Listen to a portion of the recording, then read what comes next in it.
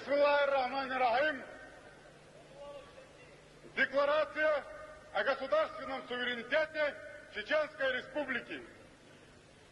Общенациональный съезд чеченского народа, сознавая историческую ответственность за судьбу чеченского народа, а также в целях создания необходимых условий для его свободного и всестороннего развития, проявляя заботу о сохранности и развитии чеченского этноса,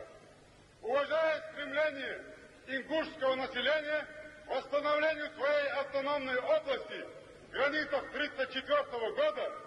и желая ускорить решение этого вопроса,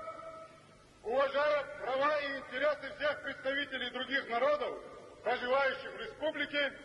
торжественно провозглашает государственный суверенитет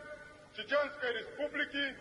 как верховенство, самостоятельность, полноту и неделимость государственной власти в существующих границах ЧССР за исключением территорий бывшей ингушской автономии и заявляет о решимости создать правовое государство социальной справедливости.